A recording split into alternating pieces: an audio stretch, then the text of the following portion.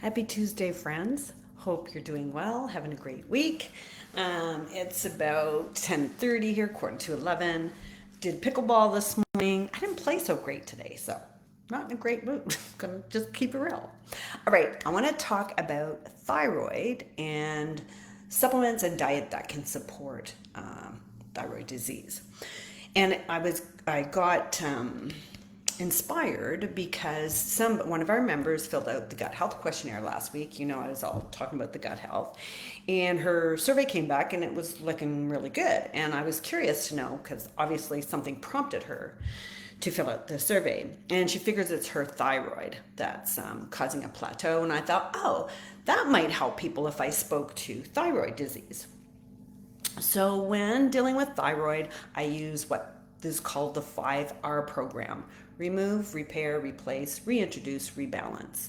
So removal is identifying triggers. It could be toxins, food intolerances, stress, anything that's causing an inflammation. Then repair, reduce that inflammation, and fix any gut permeability. Now, normally when people suffer with thyroid, they also have a gut health issue, hence repairing the gut permeability. Replace any nutrients that are missing and healing compounds that will help reduce that inflammation. Reintroduce good bacteria, and rebalance the body with lifestyle changes, improving the immune system and so on, digestive system and that.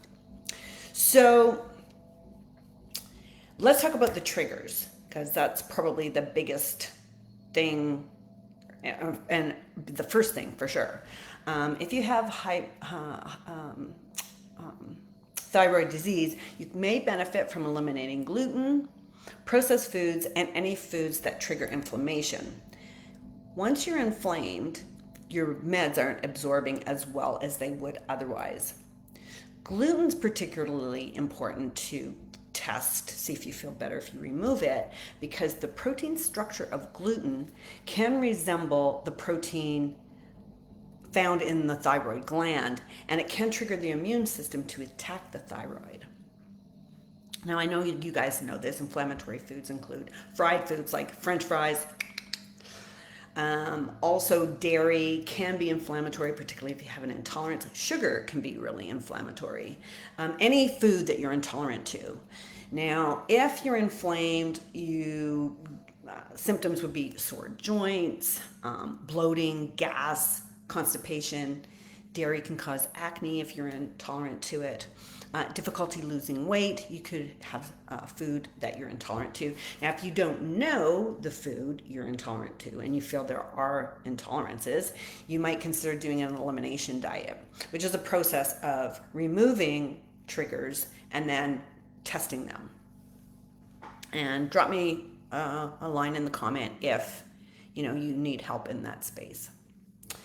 And the other thing to keep in mind is thyroid disease does impact your metabolism. Your thyroid, its main job is to control your metabolism. So if you have hypothyroidism, your metabolism is slow. And we've talked about how to boost up your metabolism, including your weight training and getting your protein. And I know all the coaches focus on that straight out the gate. So when we talk about calories, if you have a thyroid issue, I would say it's not so much about the amount of calories, although you don't want to be under eating, that's for sure. But you should focus on the nutrients. You want to get the nutrients you need so your body can perform optimally. If you're nutrient deficient, it can signal starvation to the body. And when that happens, it is going to slow down your metabolism even more by slowing down the thyroid production. And that's going obviously against, we don't want that to happen. So we want to focus on the quality of food. So that's like whole foods, not the processed stuff. Hence my original point to remove all processed foods from your diet. Now, generally speaking, many studies are showing that low carb diets do help, and they tend to decrease thyroid antibodies. Now, I did not say no carb. You definitely need your carbs. Lots and lots of root veggies, starchy veggies. Green juices would be great for you. You want to try and get like 8 to 10 servings a day of vegetables. And your protein, of course. like we've talked before, about 30%. We want to boost that metabolism. If you prefer grams, so 0.8 grams per pound of body weight a day. If you're super active, you may need more, like 1 to 1.2 grams of protein per day. Now, I wanted to share some particular diet protocols that have helped people with thyroid disease, particularly if you've been diagnosed with Hashimoto's. So, an AIP, autoimmune paleo diet, is quite restrictive, but 75% of the people in this study found they felt better, improved their moods and their symptoms. 38% found that being on the AIP diet reduced their antibodies. Gluten-free, 88% felt better. If you need a list, so you guys know I've worked with a naturopathic doctor, and she had me create lists of other names for gluten, other names for sugar. If you need those lists, tag me in the comments and I'll get them to you. Anyway, gluten-free diets, 88% of the study subjects felt better. 33% saw their antibodies be reduced. Completely grain-free, 81% felt better.